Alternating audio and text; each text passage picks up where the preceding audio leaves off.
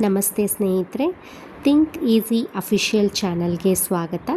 ಇವತ್ತು ನಾನು ಟೇಸ್ಟಿಯಾಗಿ ಹೈದರಾಬಾದಿ ಚಿಕನ್ ದಮ್ ಬಿರಿಯಾನಿ ಹೇಗೆ ಮಾಡೋದು ಅಂತ ಹೇಳ್ತೀನಿ. ನಮ್ಮದು ವೀಕೆಂಡ್ ಬಂತು ಅಂತ ಅಂದರೆ ಏನು ಮಾಡೋದು ಅಂತ ಯೋಚನೆ ಮಾಡೋದೇ ಆಗೋಗುತ್ತೆ.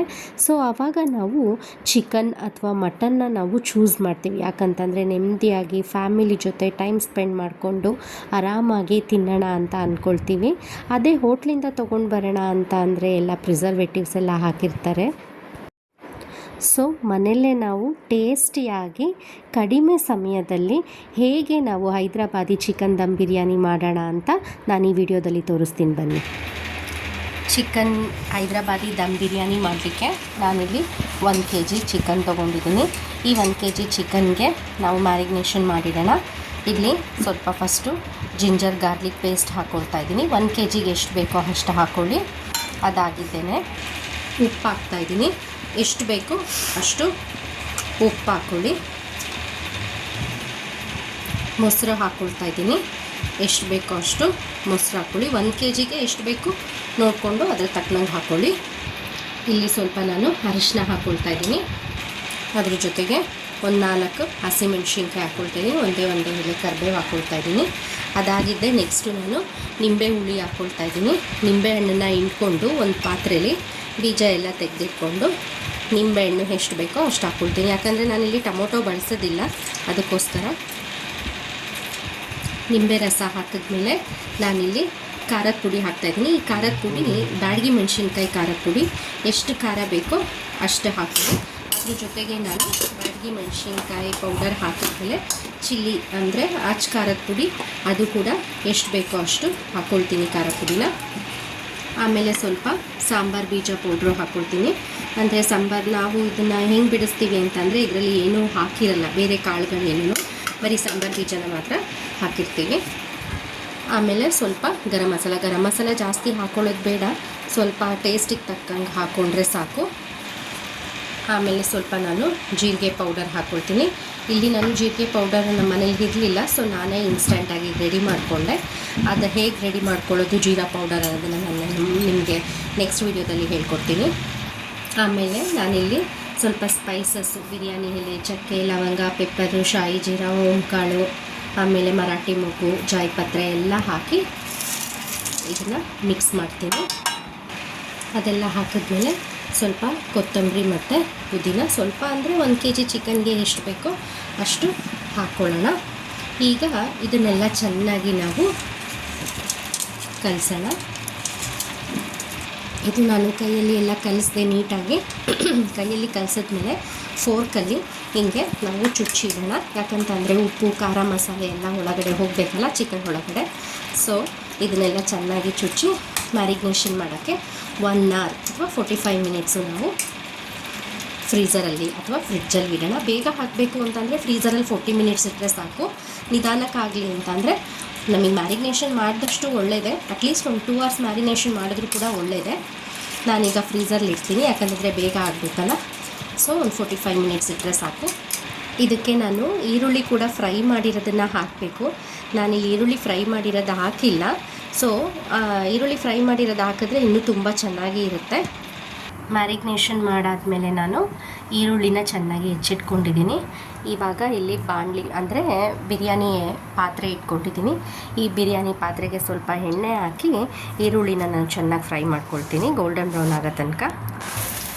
ನೋಡಿ, ಇಲ್ಲಿ ಈರುಳ್ಳಿ ಇನ್ನೂ ಕೂಡ ಗೋಲ್ಡನ್ ಫ್ರೈ ಆಗಬೇಕು, ತುಂಬ ಬ್ರೌನ್ ಆಗುತ್ತಲ್ಲ ಹಂಗಾಗಬೇಕು. ಇಷ್ಟೇ ಆದರೆ ಸಾಕಾಗೋದಿಲ್ಲ. ಇದನ್ನು ನಾನು ಮುಂಚೆನೇ ಮಾಡಿಟ್ಕೊಂಡು ಏನು ಮ್ಯಾರಿನೇಷನ್ ಮಾಡೋಕ್ಕೆ ಇಟ್ಟಿದ್ದೀನೋ ಚಿಕನ್ನು ಅವಾಗ ಹಾಕಬೇಕಾಗಿತ್ತು, ಅದೇ ಮೇನ್ ಇಂಗ್ರೀಡಿಯೆಂಟು. ಬಟ್ ನಾನಿಲ್ಲಿ ಇನ್ಸ್ಟಂಟಾಗಿ ಅರ್ಜೆಂಟಲ್ಲಿ ಮಾಡೋದ್ರಿಂದ ಸೊ ಇದನ್ನು ಇವಾಗಲೇ ಈ ಥರ ಫ್ರೈ ಮಾಡ್ಕೊಂಡು ಒಟ್ಟಿಗೆ ಇಲ್ಲಿಗೆ ಚಿಕನ್ ಹಾಕ್ಬಿಡ್ತೀನಿ. ಈ ಗೋಲ್ಡನ್ ಫ್ರೈ ಎಲ್ಲ ಇನ್ನೂ ಸ್ವಲ್ಪ ಗೋಲ್ಡನ್ ಫ್ರೈ ಆಗುತ್ತೆ. ಸೊ ನಾವಿಲ್ಲಿ ಆನಿಯನ್ನ ಯೂನಿಫಾರ್ಮ್ ಆಗಿ ಕಟ್ ಮಾಡ್ಕೊಂಡಿದ್ರೆ, ಅಂದರೆ ಈಕ್ವಲ್ ಸೈಜಾಗಿ ಕಟ್ ಮಾಡ್ಕೊಂಡಿದ್ರೆ ಎಲ್ಲ ಒಂದೇ ಸತಿ ಗೋಲ್ಡನ್ ಫ್ರೈ ಆಗುತ್ತೆ.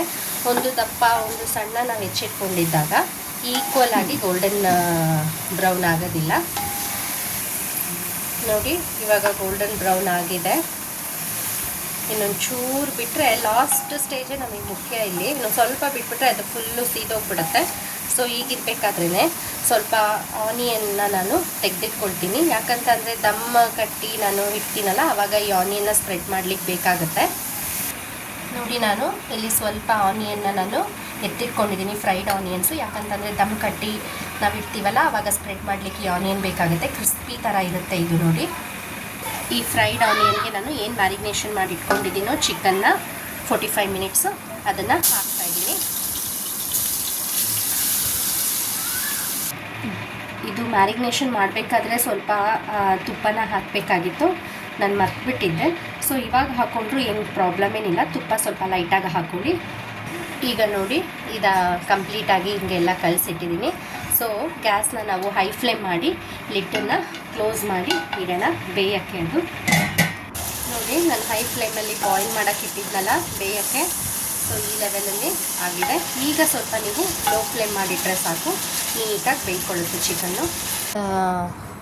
ಇನ್ನೊಂದು ಈ ಕಡೆ ಸೈಡ್ ಸ್ಟೌವಲ್ಲಿ ನಾನು ಒಂದು ಪಾತ್ರೆಗೆ ನೀರು ಹಾಕ್ಕೊಂಡು ಎಲ್ಲ ಸ್ಪೈಸಸ್ಗಳು ಆ್ಯಡ್ ಮಾಡ್ಕೊಂಡಿದ್ದೀನಿ. ಸ್ವಲ್ಪ ನಿಂಬೆಹಣ್ಣು ರಸ ಕೂಡ ಹಾಕಿದ್ದೀನಿ ಮತ್ತು ಸ್ವಲ್ಪ ತುಪ್ಪ ಕೂಡ ಹಾಕಿದ್ದೀನಿ ಬಾಸುಮತಿ ರೈಸ್ನ ನೆನೆ ಹಾಕೋಕ್ಕೆ. ಈ ಕಡೆ ಸೈಡ್ ಇನ್ನೂ ದಮ್ ಹಾಕ್ತಾಯಿದೆ, ಚಿಕನ್ ಬಾಯ್ಲ್ ಆಗ್ತಾಯಿದೆ. ಅದ್ರ ಜೊತೆಗೆ ನಾನು ಸ್ವಲ್ಪ ಹೆಚ್ಚಿಟ್ಕೊಂಡಿರೋ ಪುದೀನ ಮತ್ತು ಕೊತ್ತಂಬರಿ ಸೊಪ್ಪು ಕೂಡ ಹಾಕಿದ್ದೀನಿ. ಈಗ ಸ್ವಲ್ಪ ಬಾಯ್ಲ್ ಮಾಡೋಕ್ಕೆ ಬಿಡೋಣ. ಈಗ ನೋಡಿ ನಮ್ಮ ಚಿಕನ್ನು ನೀಟಾಗಿ ಬಾಯ್ಲ್ಡ್ ಆಗಿದೆ. ಸ್ವಲ್ಪ ಗ್ರೇವಿ ಥರನೇ ಇದ್ದರೆ ಒಳ್ಳೆಯದು, ನಮಗೆ ದಮ್ ಕಟ್ಟೋದಕ್ಕೆ ಜ್ಯೂಸಿಯಾಗಿರುತ್ತೆ. ಈ ಕಡೆ ಪಾತ್ರೆಯಲ್ಲಿ ಬಾಸುಮತಿ ರೈಸ್ ಹಾಕಲಿಕ್ಕೆ ಇದನ್ನೆಲ್ಲ ಇಂಗ್ರೀಡಿಯೆಂಟ್ಸ್ ಏನೇನು ಸ್ಪೈಸಸ್ ಇದೆ ಹಾಕಿಟ್ಟಿದ್ದೀನಿ. ಇದು ಕುದ್ದ ಮೇಲೆ ಬಾಸುಮತಿ ರೈಸ್ನ ನಾನು ಹಾಕ್ತೀನಿ. ಬಾಸುಮತಿ ರೈಸ್ನ ನೆನೆಸಿಟ್ಕೊಂಡಿದ್ದೀನಿ. ಈಗ ಇಲ್ಲಿ ಬಾಯ್ಲ್ ಆಗ್ತಿರೋ ನೀರಿಗೆ ನಾನು ಬಾಸುಮತಿ ರೈಸ್ನ ಹಾಕ್ತಾಯಿದ್ದೀನಿ. ಈಗ ಬಾಸುಮತಿ ರೈಸ್ ಹಾಕಿನೂ ಕೂಡ ನಾವು ಮತ್ತೆ ಬಾಯ್ಲ್ ಮಾಡೋಕ್ಕಿಡಬೇಕು. ನೋಡಿ ಇಲ್ಲಿ ಚೆನ್ನಾಗಿ ಬಾಯ್ಲ್ ಆಗ್ತಾಯಿದೆ. ಇಲ್ಲಿ ನೋಡಿ ಇಲ್ಲಿ ಈ ಥರ ಬಾಯ್ಲ್ ಆಗ್ತಾಯಿದೆ, ಬಟ್ ಇನ್ನೂ ಬಾಯ್ಲ್ ಆಗಬೇಕು. ಅದು ಒಂದು 70% ಬಾಯ್ಲ್ ಆದರೆ ಬೆಂದರೆ ನಮ್ಮದು ಆವಾಗ ಬಾಸುಮತಿ ರೈಸ್ ರೆಡಿಯಾಗಿದೆ ಅಂತ ಅರ್ಥ. ನೋಡಿ ಇದು ಒಂದು 70 to 80% ಬಾಯ್ಲ್ ಆಗಿದೆ. ಸೊ ಈಗ ಫ್ಲೇಮ್ ಆಫ್ ಮಾಡಿ ನಾವು ಬಸ್ಕೊಂಡು ಅನ್ನ ಮಾತ್ರ ತೊಗೊಳ್ಳೋಣ. ಈಗ ಇದೇನು ಮಸಾಲೆ ಆಗಿದೆಯೋ ಒಂದು ಸ್ವಲ್ಪ ಪ್ಲೇಟ್ಗೆ ಸೈಡಲ್ಲಿ ಎತ್ತಿಟ್ಕೊಳ್ಳೋಣ, ಯಾಕಂತಂದರೆ ನಾವು ಲೇಯರ್ ವೈಸ್ ಮಾಡ್ಕೊಳ್ಬೇಕಲ್ಲ ಅದಕ್ಕೆ. ಈಗ ಚಿಕನ್ ಇದೆಯಲ್ಲ, ಈ ಚಿಕನ್ ಮೇಲ್ಗಡೆ ನಾನು ಏನು ಸೋಸಿಟ್ಕೊಂಡಿದ್ನೋ ಅನ್ನನ ಹಾಕ್ತಾಯಿದ್ದೀನಿ. ಒಂದು ಲೇಯರ್ ಅನ್ನ ಹಾಕಾಯ್ತಲ್ಲ, ಸೊ ಅದ್ರ ಮೇಲೆ ನಾನು ಏನು ಆನಿಯನ್ ಫ್ರೈಡ್ ಮಾಡಿ ಇಟ್ಕೊಂಡಿದ್ನೋ ಆನಿಯನ್ನ ಕೂಡ ಹಾಕ್ತಾಯಿದ್ದೀನಿ. ಅದ್ರ ಜೊತೆಗೆ ಕೊತ್ತಂಬರಿ ಮತ್ತು ಪುದೀನಾನ ಹೆಚ್ಚಿಟ್ಕೊಂಡಿದ್ನಲ್ಲ ಅದನ್ನು ಕೂಡ ಹಾಕ್ತಾಯಿದ್ದೀನಿ. ಈಗ ಅದಾದಮೇಲೆ ಈಗೇನು ನಾನು ಮತ್ತೆ ಚಿಕನ್ ಏನು ಎತ್ತಿಟ್ಕೊಂಡಿದ್ನೋ ಅದು ಇನ್ನೊಂದು ಲೇಯರ್ನ ಹಾಕ್ತೀನಿ. ರೈಸ್ನ ನಾನು ಸ್ಪ್ರೆಡ್ ಮಾಡಿ ಹಾಕ್ತೀನಿ. ಈಗೇನು ರೈಸ್ ಹಾಕಿದ್ಮೇಲೆ ಮತ್ತೆ ಆನಿಯನ್ ಸೇಮ್ ಪ್ರೊಸೀಜರ್, ಆನಿಯನ್ ಹಾಕಿ ಆಮೇಲೆ ಹೆಚ್ಚಿಟ್ಕೊಂಡಿರೋ ಕೊತ್ತಂಬರಿ ಪುದೀನ ಹಾಕ್ತೀನಿ. ಈ ಲಾಸ್ಟಿಗೆ ಫೈನಲ್ ಆಗಿ ಲಿಡ್ ಕ್ಲೋಸ್ ಮಾಡಿ ಇಡೋಣ. ಈಗ ನಾನು ಎಲ್ಲ ಫುಲ್ ಲೇಯರ್ ವೈಸ್ ಹಾಕಿ ದಮ್ ಕಟ್ಟಿ ಲಿಡ್ ಕ್ಲೋಸ್ ಮಾಡಿ ಇಟ್ಟಿದ್ದೀನಿ. ದಮ್ಮಿಗೆ ಹೇಗೆ ಇಡ್ತೀನಿ ಅಂತಂದರೆ ಒಂದು ಹಂಚಿಟ್ಬಿಟ್ಟು ಹಂಚಿನ ಮೇಲೆ ಈ ಪಾತ್ರೆನ ಇಡ್ತೀನಿ, ಆವಾಗ ಸ್ಲೋ ಆಗಿ ದಮ್ ಕಟ್ಬೋದು. ಮೀಡಿಯಮ್ ಫ್ಲೇಮ್ ಆಗಿ ಇದ್ರ ಮೇಲೆ ಇಟ್ಬಿಟ್ಟು ಅದ್ರ ಮೇಲೆ ಒಂದು ವೆಯ್ಟ್ ಇಡ್ತೀನಿ, ಆವಾಗ ನೀಟಾಗಿ ದಮ್ ಆಗುತ್ತೆ. 10 to 15 ಮಿನಿಟ್ಸ್ ನಾವು ದಮ್ ಕಟ್ಟೋಣ. ಕಟ್ಟಿ ಎಲ್ಲ ರೆಡಿ ಆಗಿದೆ. ಇವಾಗ ನೋಡಿ ನಾವು ಕಲಸೋಣ, ಹೇಗೆ ಬರುತ್ತೆ ನೋಡೋಣ. ಲೇಯರ್ ವೈಸ್ ಹಾಕಿರೋದ್ರಿಂದ ನೋಡಿ, ನಾವು ಲೇಯರ್ ವೈಸ್ ಹಿಂಗೆ ಕಲಸೋದ್ರಿಂದ ಹೇಗೆ ಬರ್ತಾಯಿದೆ. ಜ್ಯೂಸಿಯಾಗೂ ಕೂಡ ಇದೆ, ನೀಟಾಗಿ ಅನ್ನ ಕೂಡ ಬೆಂದಿದೆ. ಚಿಕನ್ ಪೀಸ್ ನೋಡಿ ಹೇಗೆ ಬೆಂದಿದೆ. ಈಗ ನಾವು ಇದನ್ನು ಪ್ಲೇಟ್ಗೆ ಸರ್ವ್ ಮಾಡಿ ತಿನ್ನೋಣ. ನೋಡಿದ್ರ ಸ್ನೇಹಿತರೆ, ಸುಲಭವಾಗಿ ನಾವು ಚಿಕನ್ ದಮ್ ಹೈದ್ರಾಬಾದಿ ಬಿರಿಯಾನಿನ ಮನೆಯಲ್ಲೇ ಹೇಗೆ ಮಾಡ್ಬೋದು ಕಡಿಮೆ ಸಮಯದಲ್ಲಿ ಅಂತ ನೋಡಿದ್ರಿ ಅಲ್ವಾ.